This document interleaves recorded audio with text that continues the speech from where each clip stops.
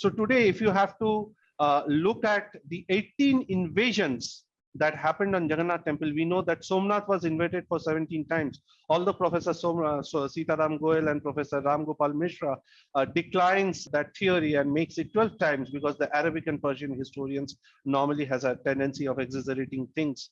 But 12 times even then, Jagannath temple is still 18 times, and it is not taught in history.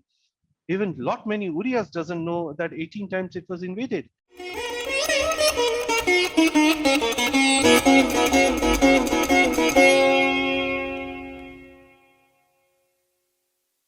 Namaste to all, and we share my presentation. Jagannath Swami Nayana Pathagami Bhavatume. May Jagannath Swami, the Supreme Purushottam, be the vision, the object of my vision. With this statement, we will start the session of today, which will try to give a overall synopsis of on the Kalinga as a state, or Utkal or Orissa as we know them today.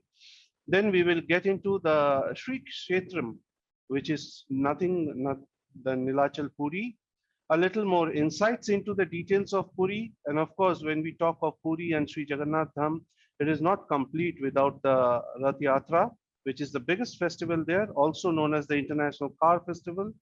Then a little bit on the Ratha Kala, or the engineering, or the art of creating this, enormous raths or chariots out of wooden logs, which is one of the most oldest techniques, oldest arts available in Bharatvarsh today.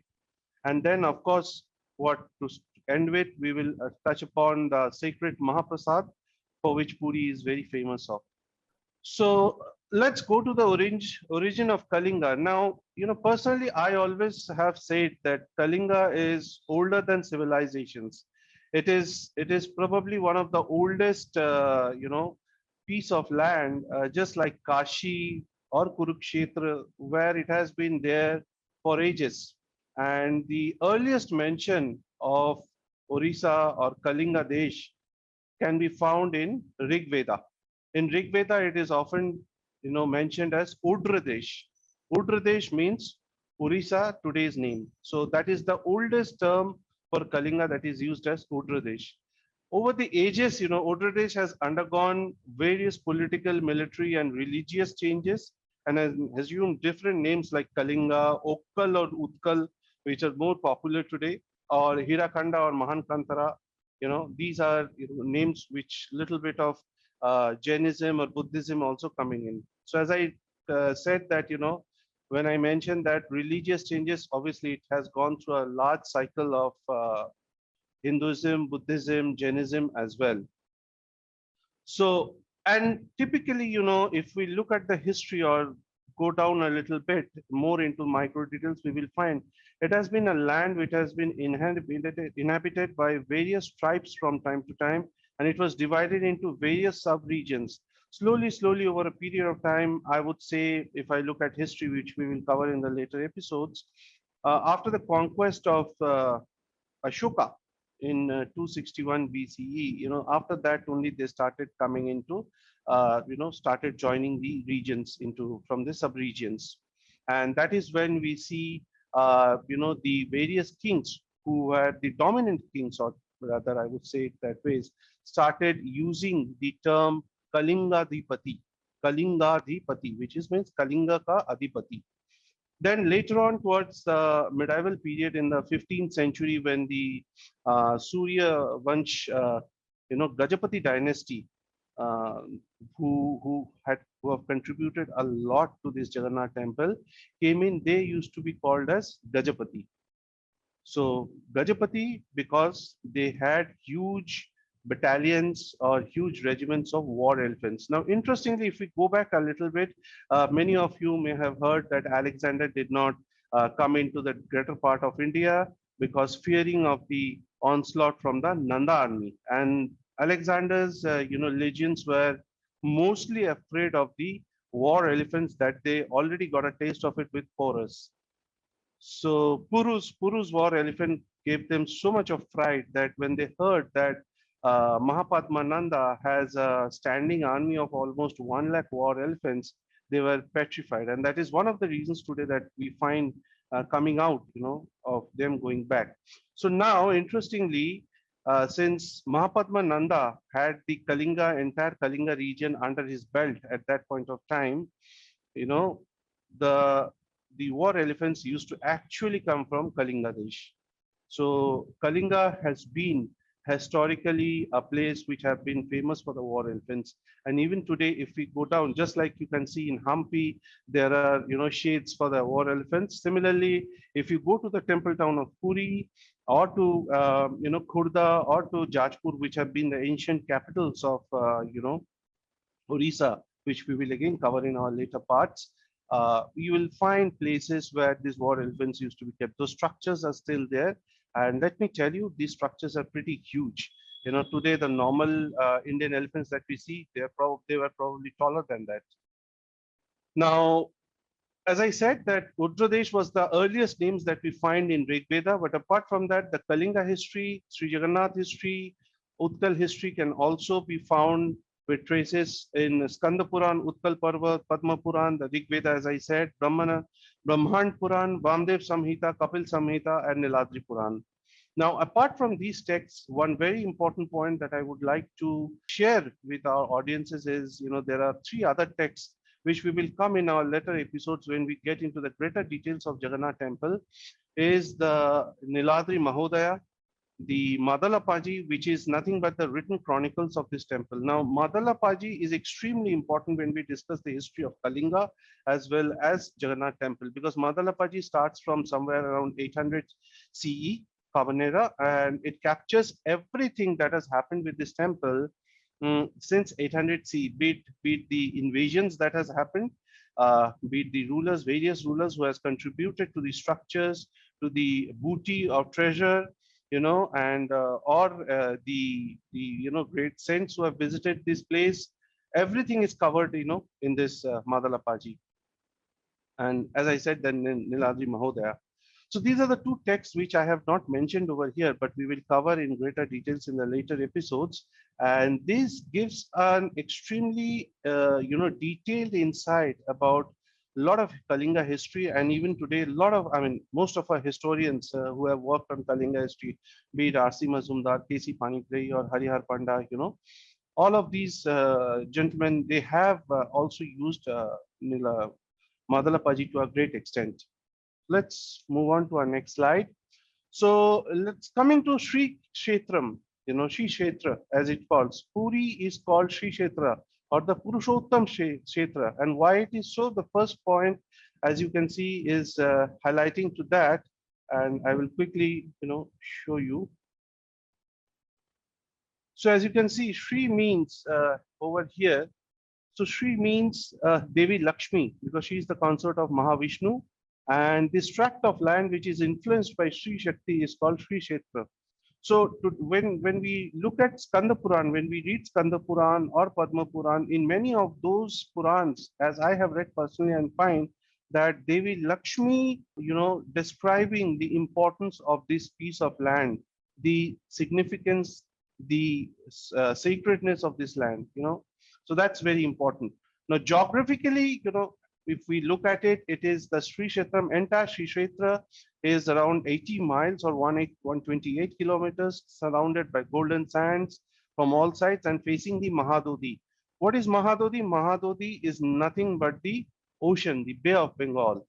And you might ask me why I have used this term Mahadodi, because Mahadodi is the term that is actually used in our scriptures, in all those name of the scriptures that I shared, which refers to the sea or the ocean.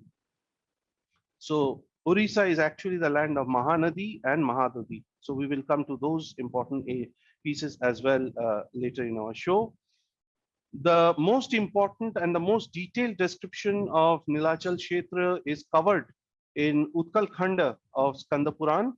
And this entire Utkal Desh, or I would say the Sri Kshetram, is divided into 4 parts.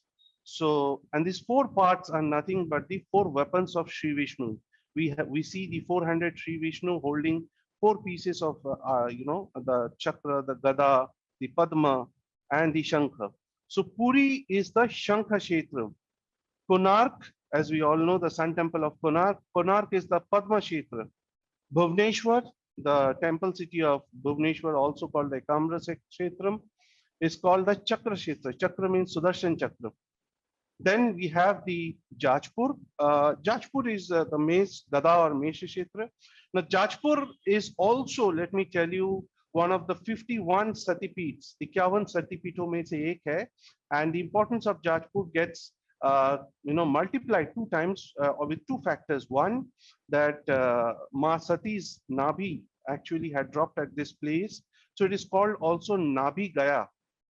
And why it is called Nabhi Gaya? Because of this confluence of, Yogmaya and Mahavishnu. This place is so holy, Jajpur, that you can offer your, pind. Like we all know that Gaya is a place where we can do the Pindadan. But not many people know that Jajpur is also a place where Pindadan can be done. So typically, if we see today, there are four areas or four places where Pindadan can happen in India, Bharat. The first one is, of course, Gaya. The second one is Jajpur. Third one is Kurukshetra. Now, that's another important piece. Kurukshetra, why Kurukshetra? So I'll briefly touch upon that.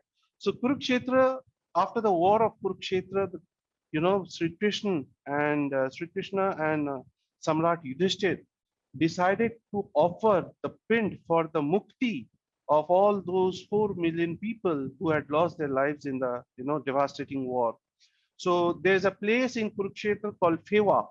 In Fewa, they had done the pind dan of all these departed soul, and from there onwards, from that end of it's obviously, as we all know, it happened at the end of the Dwapar Yuga. So after that incident, Kurukshetra became a place where Pindan can be done. And the fourth one is, of course, we all know, is Prayagraj. So, and then apart from these places, another one very important place which is there is Kendrapada, the Kendrapada district or the Kendrapada place as a place. It is the Tulasi Kshetra. It is considered as the Tulasi Kshetra.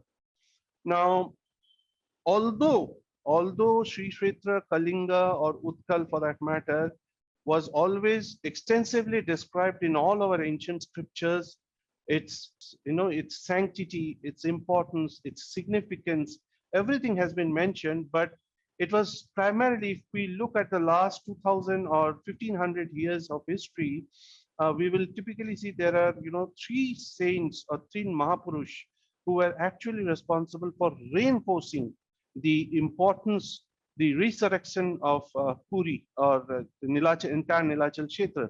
The first one obviously is Jagadguru Adi Shankaracharya, who not only established the four Sankaracharya mats in the four corners of India and gave rise, created the concept of the Char Dham. So Puri is obviously one Dham, then followed by Badrinarayan, Dwarika and Srirangam.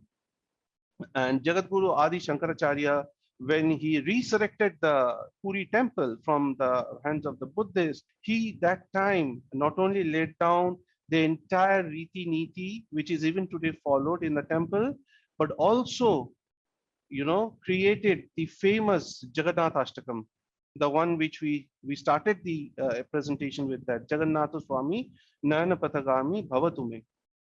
Then came Sri Ramanujacharya. So today, if you see I will show you pictures in our latest show. The temple top of Puri, the Amlaka and the Kalas which is the top of the temple. In temple architecture, I'm using the terms more from a temple architecture, the technical terms that I'm using. So if you see the temple top from a layman's point of view, you will see the Ramanuja Tilak over there. So that signifies the importance of what Sri Ramanujacharya did for this temple, and revisiting the Riti Nitis, and also laid down his sects, his mutt. The Amar mutt was there, Raghav Das mutt. There are some various mutts which contribute to the various activities of the temple, and we will discuss on them when we discuss more on Rath Yatra. And then obviously the last person without whom Puri would not have assumed this, proportions is Sri Krishna Chaitanya Bharati, which is the Dasnami Sampradaya name of Chaitanya Mahaprabhu, or Sri Chaitanya, that we know him. So Of course, he came during the Bhakti movement, and with him came a flurry of people, a flurry of saints, starting from Kabir to Guru Nanak, and there are so many of them which came later on. So Sri Chaitanya's importance is immense when we discuss the history of Puri, which we will come in the later episodes once again. And I'm trying to give you a very a very large scale or a very broad synopsis of what are the key factors governing the history, the political history, the religious history of Puri, and how it has got transformed over a period of time. So the pictures that you see in here is the right side picture where you see the Gajapati Maharaj, the current Gajapati Maharaj of Orissa, who is brooming using a broomstick of gold with a golden butt, doing his seva on the chariot of Jagannath Mahaprabhu. And on the left side, you see the Agya Mala that we see. Now, what is important, you see the umbrella that is being used. This umbrella has been in use for 1,000 years, this kind of umbrella. So many pictures that I will share with you, if you closely look at them, you will see that the medieval India exactly in details, exists in Puri in all its forms, be it art, culture, architecture, everything. And the garland that you see, it is called Agya Mala. So for any activity during Rath Yatra that you do, there is an Agya Mala which is being, or a permission garland, which signifies that Mahaprabhu Jagannath is giving a permission to this activity, is being taken and put on that particular activity's start point. Okay. So now the most important part, the Puri city or the Puri Jagannath temple, which is popularly known as Jagannath Dham, one of the 4 dhams of Bharatvarsh. Now the current structure of the Puri temple that you can see in front of your screen is, was a contribution from, again, the Eastern Ganga dynasty. Now the Eastern Ganga dynasty, as I said, is the biggest contributor to the Kalinga history. They contributed in forms of not only the Jagannath temple, but also the Konark Sun temple. There are so many other temples also, which we will cover in details when we discuss the political and military history of Kalinga. So the shrine, it's a 12th century shrine, and the exact year which can be dated back is 1237 CE, when it was commissioned and opened to the public by the Eastern Ganga dynasty ruler Ananga Barman Bhimdev III. And the construction of this temple was started by his predecessor, or his ancestor Anand Varman Choragangadev. So typically it is said that it took around 70-80 years to build this temple, but the current structure that you see is also a contribution of the subsequent Surya dynasty of Gajapatis, Gajapati Kapilendra Dev Rautre, Gajapati Purushottam Dev, or Gajapati, Pratap Rudra Dev, and of course towards the end by the Marathas. So Marathas, as we know, that they have been contributing to almost all dhams and all key places of worship of the Sanatan Dharma. And if I have to go by the scriptures, what is the importance of Jagannath Dham? So as I said, the most important part of Jagannath Dham is the Mahaprasad. And why it is a Mahaprasad? Because in Kali Yuga, it is believed as per scriptures that Sri Krishna, eats in Puri. And when I say Sri Krishna, the concept of Brahma Padarth or Brahma Vastu, which is of intense importance, comes into discussion, and the audiences might be thinking that, are we going to cover?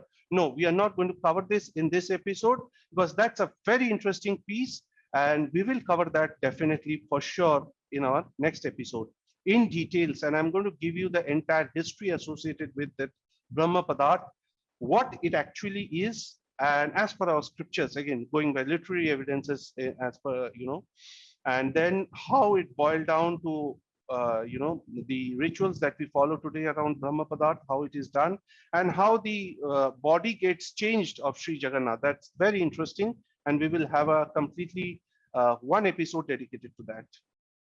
So typically, as I said, that Mahaprabhu Jagannath, or Sri Krishna, embodiment of Sri Krishna, or the Purushottam, he eats in Jagannath Puri, so that is Mahaprasad. He sleeps in Badri Narayan. He does his Shringar in Dwarika, the Dwarikadhish. And then, of course, in Rameshwaram, he baths. Okay.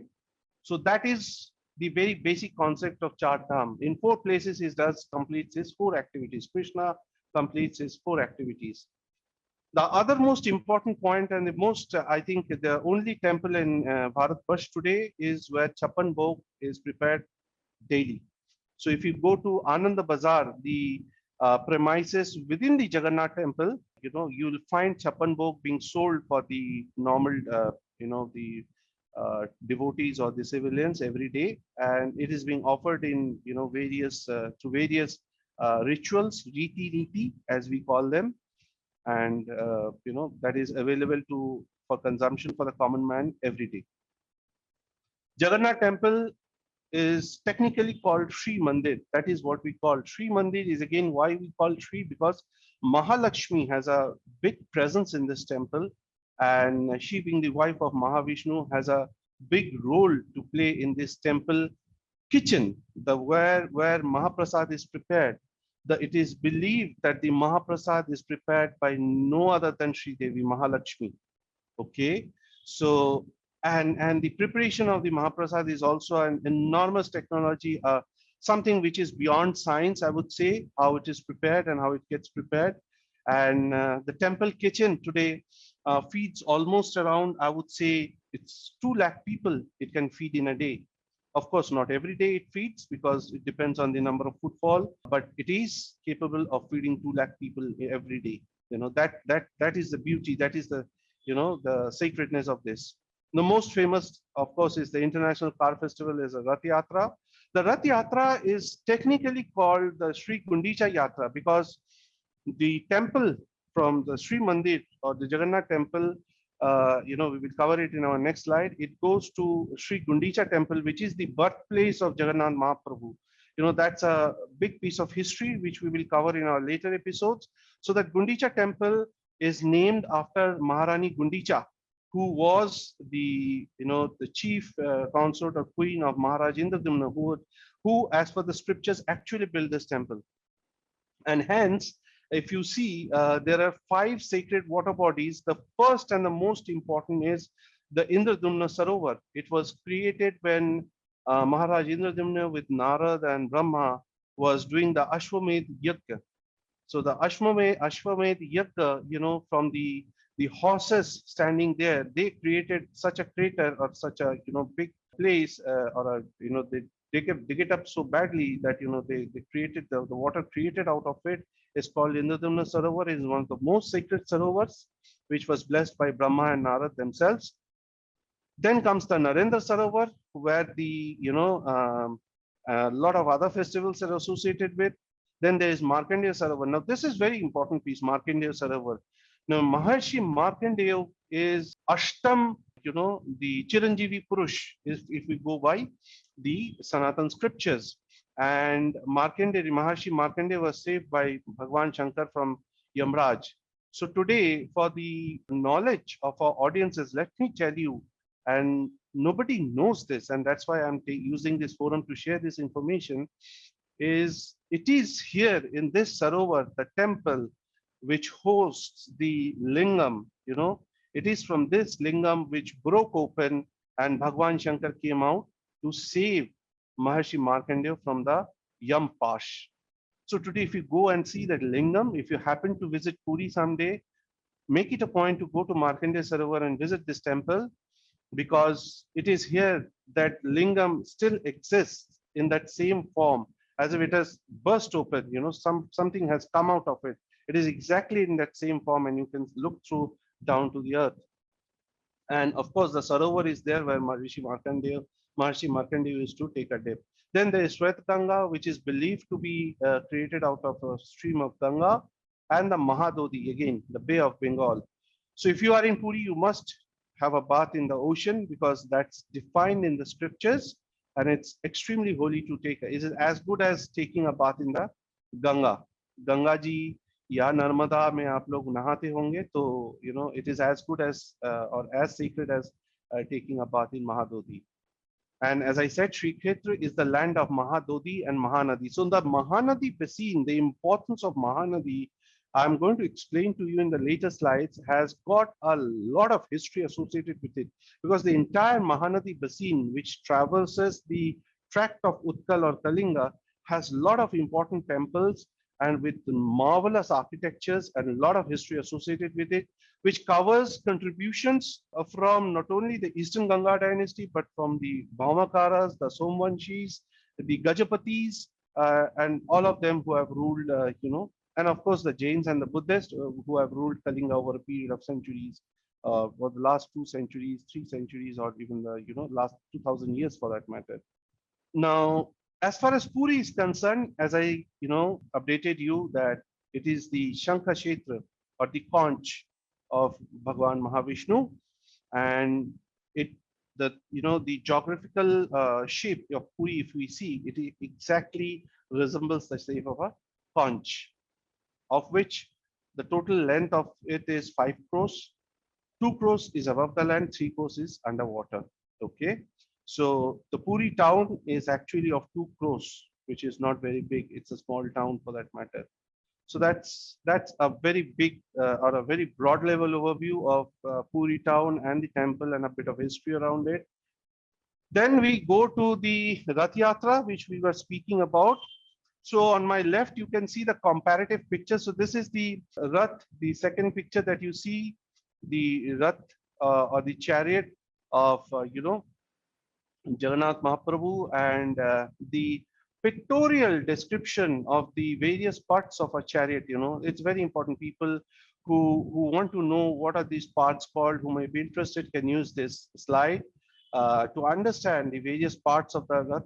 And there is a lot of history associated with the construction of the Rath, so which will come a little later. And I'll try to give you a very big overview of the Rath Yatra, because 1st July the Rath Yatra is coming, and this year, after a gap of 2 years, the COVID restrictions are been withdrawn, and around 15 to 20 lakh people are expected over there now.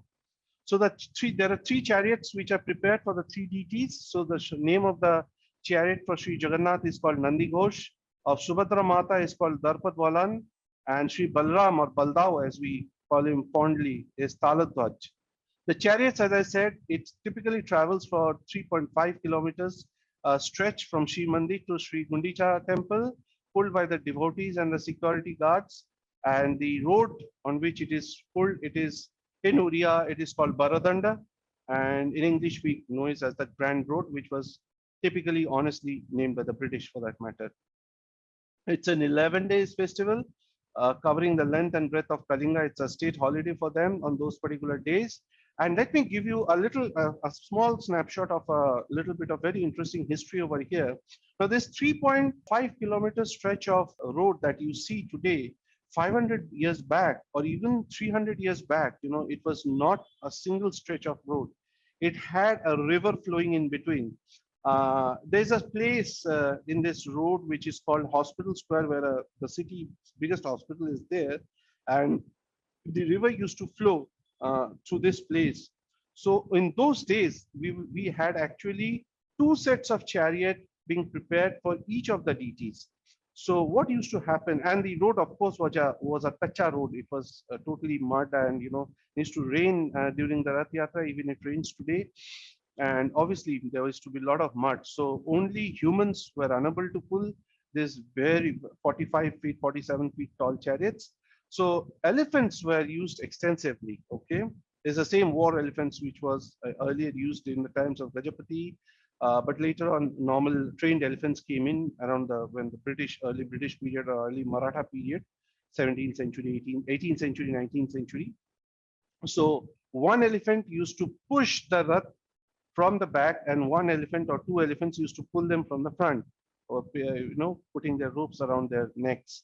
And these one set of chariot will take the deities in front of the river, then they will cross by boat, and then they will again alight the second set of chariots, which will take them to the Sri Gundicha temple.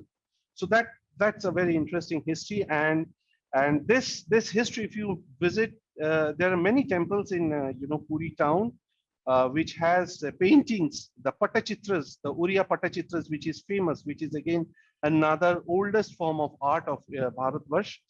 This Patachitras will show you this activity, So going to the making of the chariots.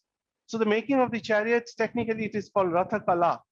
So how to kala, the kala to create the rath, you know, and you see the first picture, you know, it was taken this year after the axles were joined to these huge wheels. And you see in front of the temple, the three chariots lining up. So the chariot engineering has, you know, this is something, one of the arts which today exists in India or Bharatvarsh, which has been passed on from generations by word of mouth, from father to the son. You know, that's the beauty. Nobody will teach you. I personally have been visiting the, you know, Rath Yatra for the last 1 decade or more now. And believe me, when I see them closely, the engineering, the brake and clutch system, it is made in such a way that never ever it can go out of control. And it never does, actually. It will move for a certain distance and then the, you know, the brakes will come down. It is a huge wooden log, you know, a horizontal piece of wood and very heavy and very thick in breadth. It will come down and hold the chariot. Again, it will be pulled up by the chain to a height so that the chariot can move. And then again, for moving for a certain distance, it will automatically come down. So this ensures that, you know, it doesn't go out of control, it doesn't speed up, because if that really happens, that is disaster, you know. But the beauty is nothing has happened till date. So the chariot engineers are typically called, you know, Maharanas, Bhoi Maharanas, Vishwakarma Maharanas, depending on their classification. Their, you know, their classifications also available on the engineers. So the Bhoi Maharanas and work under the Maharanas. They have a particular set of activity defined for them. The Maharanas have a separate set of activities defined for them. And the Vishwakarma Maharanas are the chief architects, you can say, of today's parlance. The construction starts on the Akshaya Tritiya. So just before Akshaya Tritiya, the logs starts arriving, you know, and the logs, you know, on Akshaya Tritiya, 3 selected logs for the 3 chariots, you know, demarcating for the 3 chariots are being worshipped, and Agya Mala is given, and then the construction of the chariot starts from the very day of Akshaya Tritiya. The chariots, if we go by our scriptures, the chariots, you know, with all its wooden parts, joints, and everything, resembles a human body, and Sri Jagannath is the Atman sitting on it. So just like our human body is the heart, or the Atma sits on the heart, so the Rath has Jagannath, Balabhadra, and Subhadra sitting as the Atman on the chariots. And trust me, you know, after the Rath Yatra is over and they are being, they alight and go inside the temple back, it really, the empty chariots at in those days, you know, really looks like a dead body, you know, without, as if it has lost everything of it, out of it. This signifies, and again, Purushottam, bringing back the concept of Purushottam, the connection of the soul to the supreme soul, or Purushottam. Like, you know, what we call in Sanatan scriptures is the Daitva Bhav, Advaita Bhav, both of them leading to the, you know, connection with the supreme soul, you know, the Brahman. And be it the Vaishnav Tattva, be it the Shaiva Tattva, be it the Matri Tattva, everything actually culminates and shows you the unification of the soul to the supreme soul. Post closure of Rath Yatra, I keep receiving a lot of questions around this point, so I thought I will just clarify in this platform that post closure of Rath Yatra, the parts of the chariot, some of them, particularly the wheels, I would say, are being sold out. Many temples source the wheels from Jagannath Puri temple administration. A lot of hotels, 5-star hotels, put them on display with the due respect. And the rest of the parts are dismantled and used in the Sri Mandir for cooking of Mahaprasad. Then it is but amply required to share a few words on the Mahaprasad. And as you can see, so again, these pots that you see in which Mahaprasad is, you know, kept, these are the same pots and in the same manner how it is offered to Bhagwan Vishnu or Sri Jagannath and to Ma Bimala for their consumption, and then it is taken out. This picture is exactly taken after the Mahaprasad was taken out of the temple for you know, for consumption and distribution. And this is how it is typically served inside the temple on a banana leaf in this manner. Of course, there are so many items, as I said, 56 chappan bhog plus other cereals, rice, and all types of rice. You know, there's so much of them. And you know, the beauty that every time everybody keeps telling me, and I have also experienced myself, that this much, as you see, let me tell you, this is sufficient enough for consumption of 3 people. You know, this little food will fill you up so heavy that you know you'll feel that, oh, I had this much of little. So that's the beauty of Mahaprasad, and that is why it is able to feed 2 lakh people in a day. You have this much, but you start feeling so full. The prasad becomes, this is very important for everybody to know, that the moment it is offered to Jagannath Mahaprabhu, it doesn't become a Mahaprasad. It is just a prasad.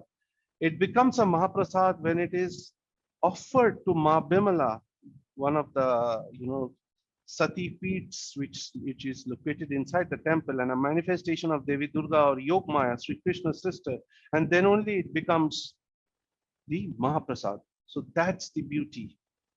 So when you say Mahaprasad, it means it is actually being offered to Ma Bimla after being offered to Jagannath Mahaprabhu and then taken out and served to the people.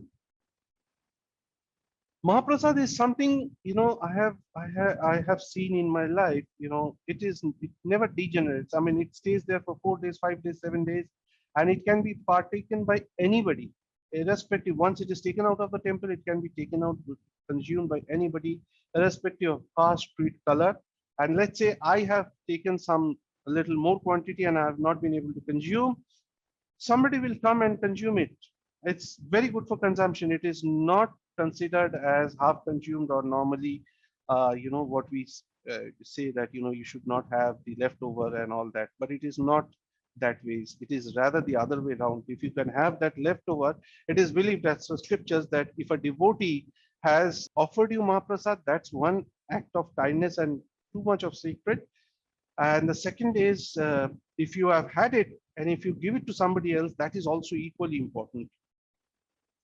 As per Skanda Puran Utkal Parva, Sri Krishna and Arjun has visited at the end of Dwapar Yug, when it is not known, but it is being mentioned, and they had consumed Mahaprasad. And as I was mentioning, the area inside the temple, you know, is called Ananda Bazar, which sells Mahaprasad. And why it is called Ananda Bazar? Because moment you have Mahaprasad, it is believed that a soul is so immersed in ecstasy, is so immersed in devotion and bhakti, and a supreme joy that overtakes him gives the name of Ananda Bazar, जहां से आनंद मिलता है, जिस प्रसाद को पाने से आनंद मिलता है. So that's all about it. I complete my presentation with this and with these eyes, which is called Chakanayan. And these eyes are the most important part of the entire DT. And we will get into the most detailed significance and breakdown of the classification of these eyes, why it is so important, what is the sanctity of these eyes in our next slides. And I hope with these slides, you have been able to get a fair understanding at a very broad level of Puri, of Kalinga, and the Sri Kshetram, why it is important, what is the sanctity, why one should visit once in a lifetime, and why one should have a Mahaprasad, or if you are that blessed, have a darshan of the Rath Yatra. So with this, I will close my presentation and open up to any questions from the audience.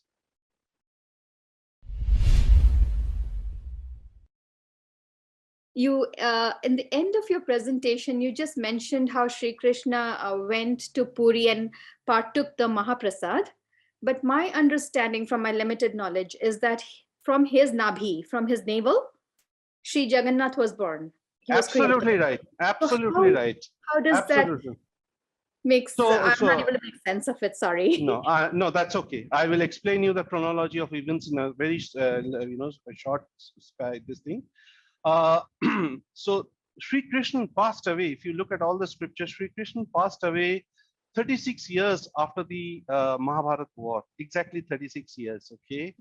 And when I say that towards the end of Dapar Yug means it could be possible after the, if you look at, you know, Mahabharata, Veda versus Mahabharata, after the war, Samrat Yudhishthir becomes Samrat Yudhishthir and does a Ashwamedh Yajna. So during this time, you know, I am not sure if you are aware but if you dwell a little depth, you will see Sri Krishna travels extensively with the Pandavas before they do this Ashwamedh Yajna. So during this time, to add on to another piece of history and very interesting for all our audience and everybody present here, is Pandavas did visit Parashuram. Parshuram, the abode of Parshuram is Mahendragiri that we all know. And Mahendragiri is located in the Gajapati district of Orissa. It is this place where Pitama Bhishma was trained. It is this place where Karna was trained. And it is this place where Pitama Bhishma and Guru Parshuram fought over Amba. And before they left, after the war, and when Parshuram's, I would say, importance was restricted, Sri Krishna had told the Pandavas to visit Parshuram, and that is when they came around this place in this entire Utkal region or Odra Desh, I would say. And not only that, they visited Puri and took Mahaprasad, but they also did go to the Gajapati district of Mahendragiri. And that's why if you look at Mahendragiri today, it has temples built by the Pandavas, very ancient temples, and they still do stand there tall and strong, although puja is not happening, but it does there. So I don't know if I've been able to answer your question or not, but this is how the chronology of events happened. Yeah, actually, my question was, and I'm sorry, I'm thinking like a mere mortal out here, is that if Sri Jagannath was born out of Sri Krishna's navel, then how come Sri Krishna came to that mandir to have Mahaprasad is my question. Because Sri Krishna visited Jagannath Puri, as I said, much before his death, after the war. And there was a span of 36 years which was there in between the war and before he passed out. And during this 36 years, the Ashwamedh Yajna happened. He had traveled extensively with the Pandavas to various kingdoms. And after all these things, he passed away in Dwarka. And his navel did not burn, and it floated around to the Utkal. And that is when all the concept of Nilamadhav came in and all that thing happened.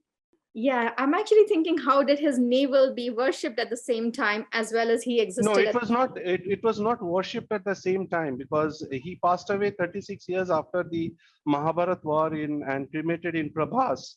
And the story of Nilamadhav starts from there actually. So his navel being worshipped as Nilamadhav starts after the after he passes away. But you said that the Mahaprasad can only be called Mahaprasad after it's offered to Sri Jagannath and then Ma Bimla.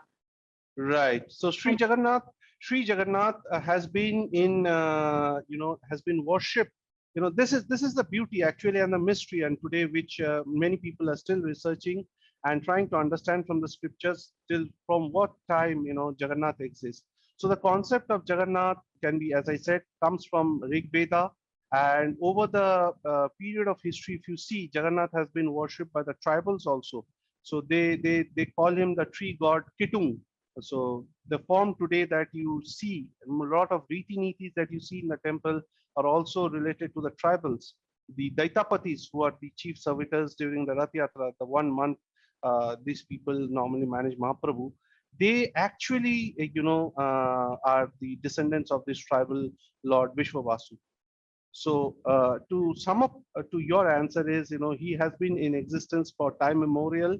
Of course, the concept of Nilamadhav from which Jagannath comes in, this is a story, but actually, if you ask me from my personal experience, I would say he was there, worshipped in various forms across India, or rather limited to Utkal. But yes, it took a much more concrete form through this story, through this, precedence of events from the end of closure of Mahabharata. My question is on the Buddhist background of the Jagannath temple. Some people say it was a Buddhist shrine. So what are the Buddhist aspects of the place?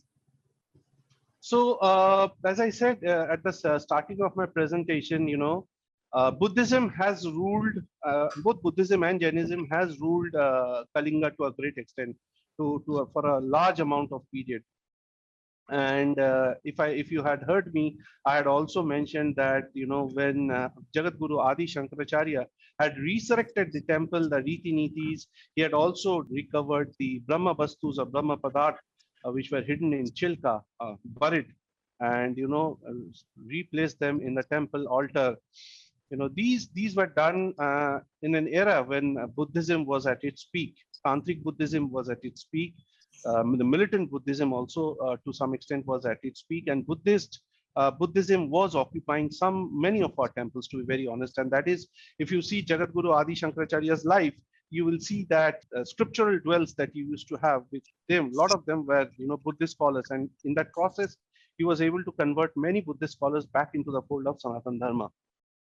So that's one part of it. The second part is that, if we look at the military history and the political history of Kalinga, defeating them in 261 BCE and then taking over. And we all know how Ashoka was responsible for spreading Buddhism throughout the length and breadth of Bharatvarsh. So Kalinga was not beyond it. And today, if you go to Kalinga, you have the Udayagiri and Khandagiri caves between Puri and, Bhubaneswar.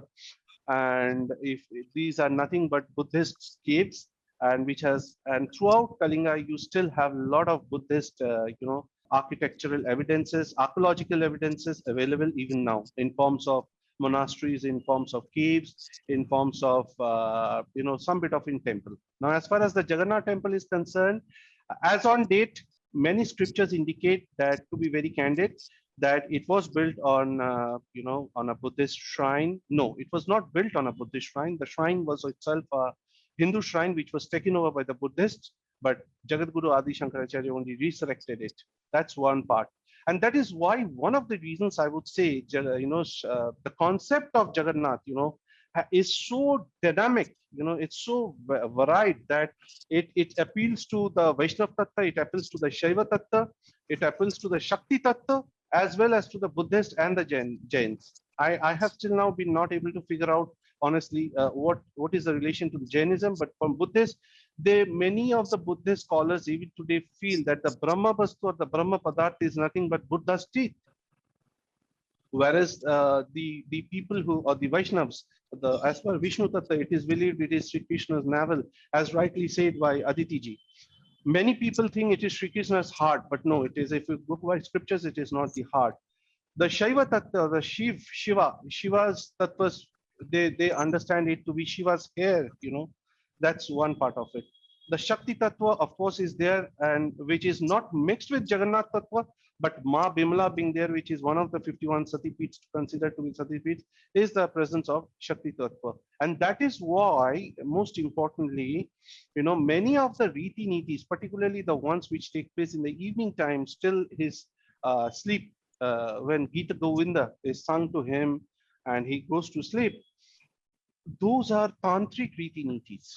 I don't know how many people know about it, but a lot of Tantric Riti Nitis also currently is being followed in the Jagannath Mahaprabhu's temple.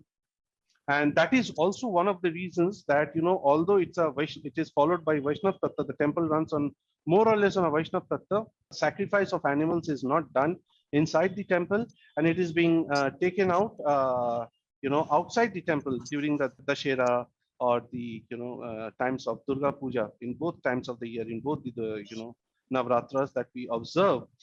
This animal sacrifice happens in Kuakai Devi temple, which is just opposite to the Singhadwar, and is a direct embodiment of Bimla Devi. And that is why it is being observed outside the temple. So that's again another tantric process which is being followed, but followed outside of the temple. But internally also there are certain riti nitis which assemble that. So on a whole, I would sum up, it's a very beautiful concept, or a very beautiful assimilation of Buddhism, Shaiva Tattva, Jainism, and Vishnu Tattva, Shakti Tattva, everything into that. Can I just get another clarification? Yeah, please go ahead. Was it the Mahayana or the Hinayana, which is known as Theravada, which was prevalent? One, two, number of corollary questions to that. Buddhism does not believe in, especially Mahayana, in temple worship of the type that the Sanatana Dharma believes in. So how come that question? Thirdly, Shankaracharya was Shaivite. Ramanujacharya and Madhavacharya were Vaishnavites. So how come Shankaracharyas established a dham with a Vaishnava symbol. And corollaries to that, actually, there are many corollaries. Yeah, if you could just clarify that. Yeah, sure. I will try to. I'm not a Buddhism expert, but I will that's why I will take the last question at the first one.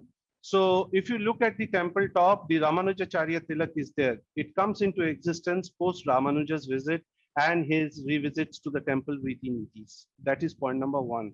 Point number two, Jagadguru Adi Shankaracharya, if you look at his life history, he has resurrected a lot of places of worship, both of all the sects, Shaivite, Vaishnavite, or even Shakti. He has resurrected the Jyotisar Pit, which lies through his yogic powers, which lies in the middle of the Kurukshetra war in Haryana today. He has, resurrected Badrinath, Rishikesh. He also did his bit in Kashi. He did it in Gaya, and he has done it in Jajpur and in Puri. So he was an embodiment of Sadasiv. So I think, going by this, although his life is dedicated to Vedic Dharma, to the re-establishment of the Vedas, and all that. But if I look at his life history, look at his activities, it is spread and it cuts across all these sects and primarily establishes the Sanatan Dharma, which was almost diluted by Buddhism and Jainism at that point of time. And then, most importantly, from a historical perspective, probably being an Avatar Purush, he knew what is going to hit India, the Islamic invaders. So, today, if you ask me as a researcher of history, I would say that if one of the reasons why Bharatvarsh survived the onslaught of the Turks, the Arabs, the Ilbari Turks and Mughals, or even the British, it is because of Jagadguru Adi Shankaracharya's establishment of the four maths, of the four Vedas, Vedic centers, and his propagation of Sanatan Dharma to every nook and corner and building up that base.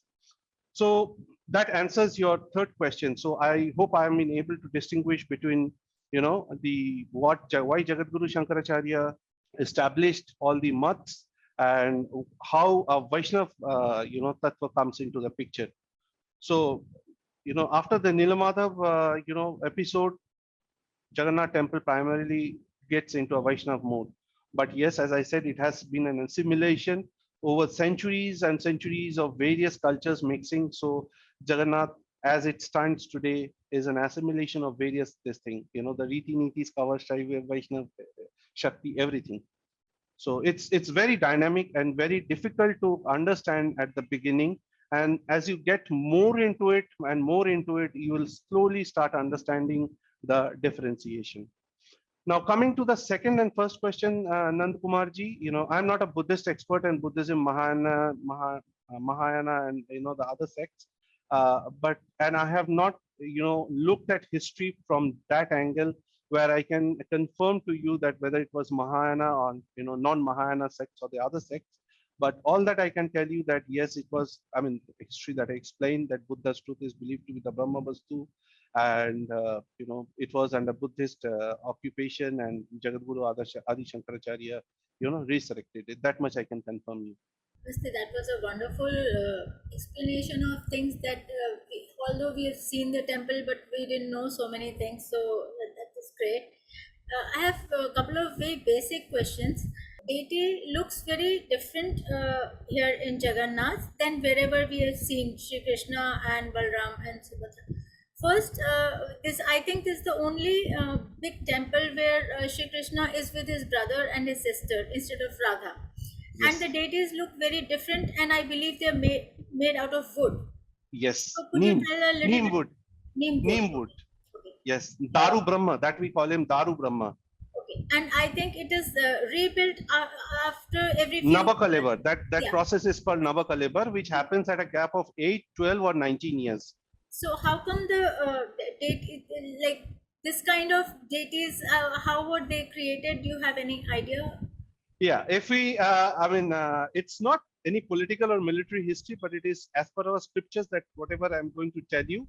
So there are primarily two stories that are associated for this form of these deities. The first one dates back to Dwarika, when Mother Devki Krishna is also known as Devki Nandan, Yashoda Nandan. So Yashoda and Devki jointly visits Dwarika, and they were talking to the wives of Krishna, particularly the three main consorts, Satyabhama, Jambavati, and Rukmini. In fact, yesterday was the Rukmini Vivaha. I mean, a symbolic Vivaha, because that was the day, or yesterday being Bhima Ekadashi, that was the day when Rukmini was picked up, by Sri Krishna. So it goes like this, they wanted to hear Sri Krishna's Vrindavan Leela with the gopis, that why it is so famous, why it is so special about the gopis, why Krishna is immersed still in the gopis. That at times he forgets us. So it is then Yashoda Mata starts delivering his speeches and tells them, close the doors, because if it goes outside the doors, it can create catastrophic results. So close the doors and then only I will tell you the story. So she then starts explaining the entire Leela of Sri Krishna with the gopis and what all he did in Vrindavan till the age of 11. Okay. And by that time, the three brothers and all three of them, Krishna, Subhadra, and Balram, they were crossing that room, and somehow they overheard. And the moment they overheard their leelas with the gopis, they were immersed in absolute ecstasy. Okay, and it was so much of enormous effect on Krishna hearing about his leelas with the gopis that his body parts started melting. This is something we see in Chaitanya Mahaprabhu also, which I will tell you along with this as well to make it an interconnection. Why is Chaitanya Mahaprabhu called Sri Krishna Chaitanya Varti, the avatar of Sri Krishna in Kali Yuga? The body starts melting for all three of them, and they just close their eyes and start listening to them. And by the time somebody makes out from that inside the room that somebody is standing outside the room, and they open the doors and see the three of them standing half melted. Their legs have melted, their hands have melted, their eyes have melted, and they are petrified of what will happen, what happened, and all that stuff. Then at that point of time, Narad Muni arrives there, and he starts expressing enormous joy that Prabhu ki leela parampar hai. Prabhu, ye is roop ka main kya karu? Ye to anokha roop aapne le liya, how will I do that? Then he blesses Narad that I will be worshipped in this form, three of us, in Kali Yuga, in Nilachal Kshetra. So you can come and have a darshan. So till today, it is believed that three people visit the Jagannath temple, three Param Purush, or Vibhishan, Hanuman, and Narad. They regularly or every day they visit Jagannath, that is believed. So this is one story, from where this shape or this form comes. The other story probably we will cover in our next episode, where Maharaj Indradyumna, after collecting the Daru Brahmas, puts them inside a room where Vishwakarma, or some say it is Lord, Mahaprabhu Narayan himself, comes and starts as a carpenter, starts working on that. And he says that don't open the room till I open and come out. But on the 15th day, when no sound was coming out of the room, Maharani Gundicha was so anxious, so impatient, that she pressurized Maharaj Indradyumna to open the room. And as they opened the room, they saw these half sculpted figures, and then they broke down, realized their mistake. But then, Mahaprabhu told them that this is the form I want to be worshipped in, and I will tell you the riti nitis of this form, how it has to be worshipped. And that is when he told to bring up the Gundicha temple in remembrance of Maharani Gundicha, and he will go for Rath Yatra once in a year. And that is also why one of the thoughts associated with Rath Yatra is that Krishna goes back to Vrindavan to meet his gopikas. So these are the two largely available stories for this form. Namaste, Suryaji. Namaste. First of all, thank you so much, and huge compliment and congratulations to you. This presentation literally gave me goosebumps, because somebody born in Puri, brought up in Bhubaneswar, stories I'm brought up with somebody presenting in a forum like Sangam Talks. It feels really nice. Thank you so much. मेरा अहो भाग्य कि आपने मेरा कदर किया और एक पुरी से जन्म लिया हुआ बंदे का मैंने दर्शन हुआ. Namaskar. My pleasure, my pleasure. Namaskar. With this, with your due permission, there are a couple of questions which have been asked here. Is it okay if I add my perspective into it? I mean, of course, with your permission. Absolutely. Mahaprabhu Jagannath is everybody's. Everybody can, Thank you. he accepts everybody in whatever form you asked for. So please go ahead. Thank you. So the question was from Nandakumarji about which form of Buddhism it was existing that time in Odisha. So Odisha is known as the land from where Tantra Buddhayan, which is the tantric sect of Buddhism, and Vajrayan, another sect of Buddhism, has born out of. Especially places like Tarapur and Asia Hills. Now a huge excavation happened 10 years back there. Kesha Thuppa and all have been exhibited. So probably those two sects were there that time prospering in Odisha. And also to add, it was never like not a black and white line, like to certain point it was a Buddhist temple from that, like some propaganda video I was seeing the other day saying that it has been demolished. The Buddhist temple has been it was not a Buddhist temple. Exactly. It was just taken over by Exactly. the Buddhist, and as I said, that it was not only Sri Jagannath temple. There were Yes, many yes, other yes. Hindu temples which were Yes. taken over by them. But the best part is that they does not dispute the temple architecture or the structure Yes, for yes, that matter. Yes. They just worshipped in their own way. Yes.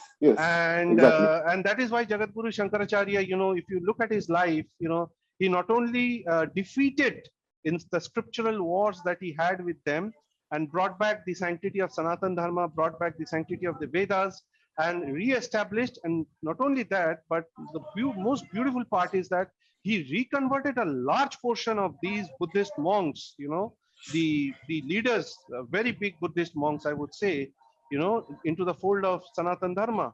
And they became, some of his very close disciples are actually, converts from Buddhism, if you really read his life history. Exactly.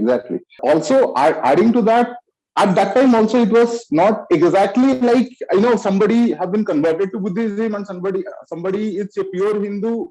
There are mixed culture and mixed practices. Yes, you're absolutely right. Absolutely right. If you see the Tara Tarini temple, which is near to Brahmapur, the city, two deities, Tara Tarini, one from the Hindu, one known to be the Hindu goddess of sea, another one known to be the Buddhist goddess of sea, were worshipped together. So this is one, and other one is lately, if you see, Buddhist culture was not, gone down, and then the Vaishnavite culture came. It was accommodated into the greater Sanatana form of worshipping now. Absolutely. Yeah. Absolutely. And going to the another question which has been asked, like how, if it is the novel of Sri Krishna, how it was, so this theory is one theory. Again, going with Jagannath culture, if you'll say, not the Vaishnavite culture or not the Saivite culture, the culture, as you very rightly said, is an amalgamation of many theories, many culture, many sects. Absolutely. Even the morning stuti, Purushottama stuti, which is being recited to the deities every day, goes like, if I am pronouncing it correctly, Muninang Hangsa Tattvam Harihara Nimittam. For somebody it is Hangsa Tattva, for somebody it is Harihara, amalgamation of Harihara Nimittam, Sripati Vaishnavanam. For Vaishnava, he is Vishnu. Saivanam Vairavakshan Pasupati Titi. For Saivas, he is Vairava and Pasupati. Ja Sakta Tattva cha Sakti. For Sakta, he is Sakti. Correct. Baudhanang Buddha Rupam, for Buddha is Buddha. Even Jayadev's ninth avatar is Buddha. Right. So that is why I said. So that is why I said that if you look at the Brahmavastus, acceptance to the Vaishnavite, it is Sri Krishna's navel. To the Shaivite, it is Bhagavan Shankar's hair. To the Buddhist, it is the Buddha's teeth. And then there is Mahavimla, which is a Sati Peeth, and a Tantric. Tantric, these things are coming in. And you're absolutely right, Soumyaji, in stating that Buddhism was accommodated into the folds of Sanatan Dharma. Because if you typically see and read Buddha's original sermon, because it has got so much diluted today, and look at Buddha's original sermons, the term, I'm forgetting the technical term that's being used for that.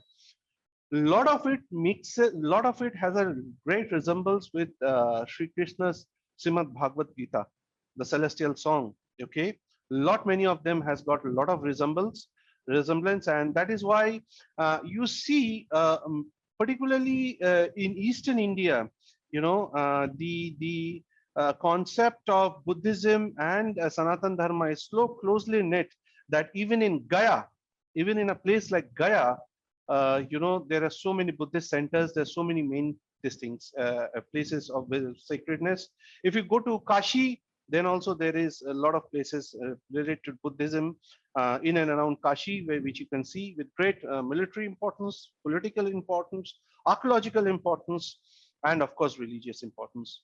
So it is absolutely right in saying that assimilation of a lot of faiths and but one thing I would definitely say and add on over here is the concept of Nilamadav, or the story of the history of Nilamadav that is being done to the various scriptures is the most widely accepted theory of Jagannath Mahaprabhu, and because it is this theory which exists or being referred in our ancient scriptures most of the times, and the existence of Nilamadhav in the Mahanadi basin in Kantilo, is also an indicator to that fact. So I would say it has got archaeological significance and historiography also associated, and coupled with literary evidences actually makes it a little more stronger than the other theories which exist for Jagannath's coming into being.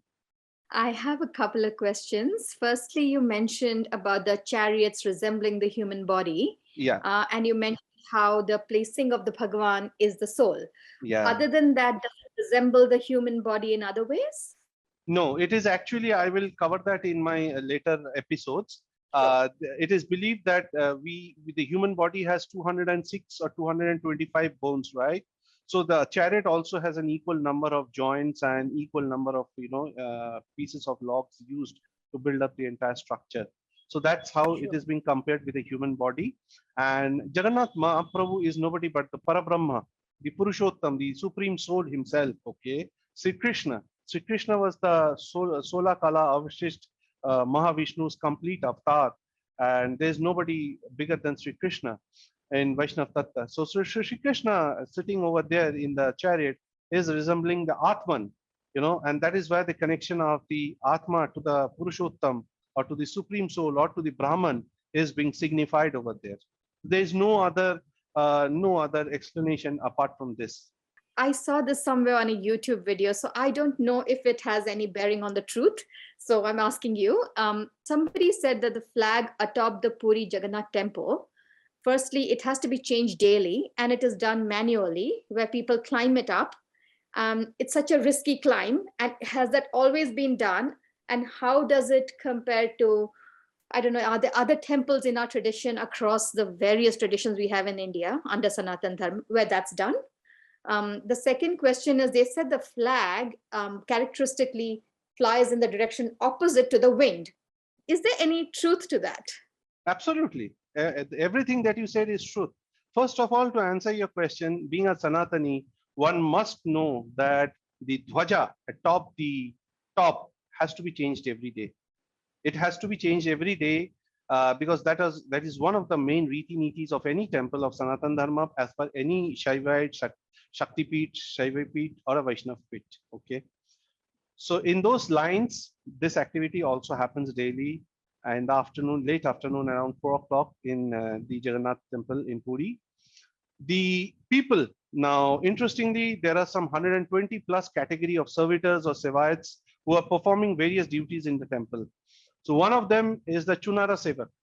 The Chunara Sevak's duty for generations, as I said, just like the Rath Yatras, Maharanas and Bhoi Maharanas, these all activities, passes on from the father to son. And the Chunar Sevaks are no exception to that.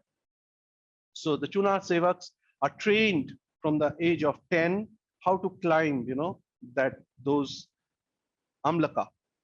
It is such a risky climb, but they're so adept that never in the history, never in Madalapaji we find any reference of any mishap, a Chunara Sevak falling down. No, it has never happened.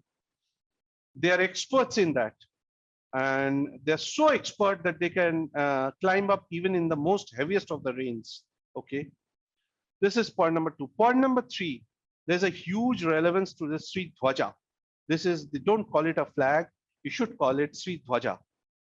Everything that you quote to Sri Jagannath temple, you should use the word Sri because of Mahalakshmi's presence over there. Sri Dhwaja. Sri Dhwaja has a huge relevance in Sanatan Dharma. If you keep it at your home, you are safe. You are protected. Protected. I mean, I also have it. Many people have it. Many devotees have it. So it's very sacred, actually. Secondly, it, as you said, that if I have to speak about the Dhwaja, I have to speak about the Neela Chakra, the Sudarshan Chakra, which I will also explain. That is also a very beautiful connection to the Mahabharat, Sarala Das's Mahabharat, the local Uriya version of Mahabharat, which is there. So I'll come mention that in the next episode, how beautiful that is and how it was replaced and how it is being done. So that chakra, resembles Sudarshan Chakra, okay? And it is believed that no birds should sit on it, and the Sri Dhwaja should not be damaged by fire, wind, or any other natural calamities. Because if it does happen, because any of these things happening is actually a signal for the entire world for a disaster that is coming up.